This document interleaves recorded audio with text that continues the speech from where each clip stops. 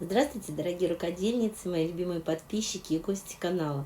Мне тут отдали кусок льна, и он такого цвета грязно-синего, что я никак не знала, что с ним придумать. Мне не очень нравится этот цвет, и я решила его украсить. Из остатков обрезочков вырезаю всякие кружочки. Можно даже хоть яйца вырезать, кто к Пасхе хочет что-то сшить. Можно в виде яичек вырезать. Ну вот я их распределила, куда я решила каждый из этих кружочков. И чтобы вот они оставались на этих местах, мне показалось, что именно так вот они должны лежать. Я их подклеиваю, чтобы потом не потерять с этого места. Иду на машинку, устанавливаю строчки декоративные. Сначала я вот зигзагом пришиваю. Кто не успел, может остановить, на паузу поставить видео и посмотреть настройки. Мне, в принципе, некоторые в комментариях написали, что зачем вы показываете настройки, они не нужны, у каждой машинки свои настройки. Но я думаю, что все-таки сейчас век такой унификации, поэтому, наверное, в основном совпадает. Ну, все видят, какая у меня ткань, какие я ставлю настройки, но, соответственно, для себя выставят свои, если отличаются свои машинки. Ну вот пробую разные декоративные строчки. Если вы помните, у меня машинка новая.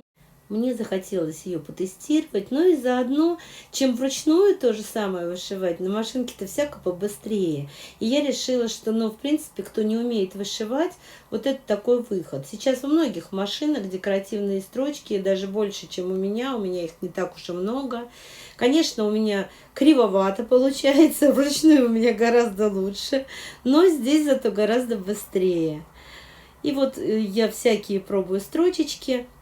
Мне очень понравилось вышивать вот такими вот разноцветными нитками, которые из одного цвета в другой переходят. Такие нарядные получаются штуки, вот такие вот треугольнички, бочоночки там у меня были. Очень мне понравилось. Ну и вот смотрите, в результате получилась вот такая вот заготовочка у меня. В принципе, она очень такая уже радостная. Это синяя ткань, уже не такая мрачная, вообще не мрачная, можно сказать. Получилось очень симпатично. С изнанки очень аккуратно все, нормально, никаких ниток не торчит. Но я все-таки решила немножечко добавить еще ручной вышивки, потому что вот таких стежков у меня на машинке нет. Если у вас есть такие стежочки, то, значит, вы молодец, счастливый человек. А я вручную решила немножечко доработать. В принципе, это не обязательно. Но если вы хотели бы тоже вручную научиться вышивать, у меня есть 2 видео, как научиться вышивать, 2 части. Там показываю разные декоративные стежочки. И я ссылочку оставлю в описании.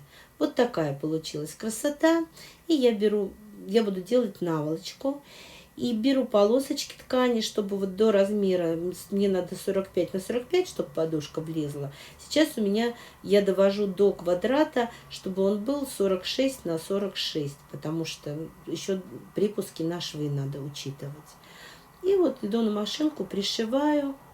Девочки, я еще все швы обработала на оверлоке, помимо того, что пришила, потому что ткань сыпучая, лен. Ну и так гораздо аккуратнее, конечно, выглядит. Что уж тут говорить. Если нет оверлока, пользуйтесь зигзагом на машинке. Или на многих машинках сейчас есть оверлочная строчка. Для задней стороны я выбрала такую же темно-синюю ткань. И одну из сторон сделала подлиннее на пару сантиметров, так, чтобы мне можно было сделать подгибку. И аккуратненько там у меня все было. Вот делаю такую, заглаживаю утюгом где-то полсантиметра, и второй раз точно так же еще полсантиметра. В принципе, мне потом пришлось подрезать, потому что я-то 2 сантиметра лишних оставляла, а уложилась в 1.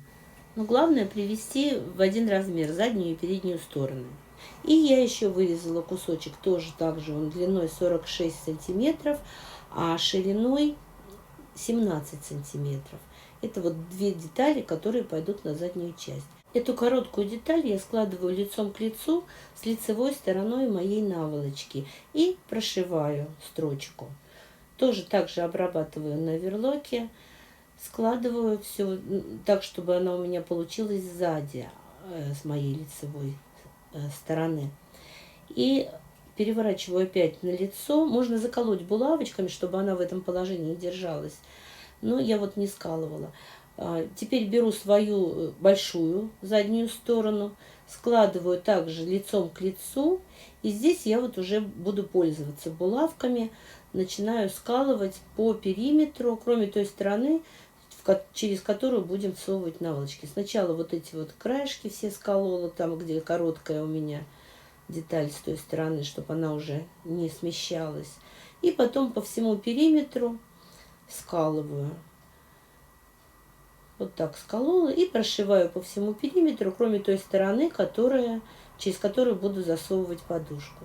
Прошила, точно так же на оверлоке обработала. И смотрите, какая у меня получилась красота.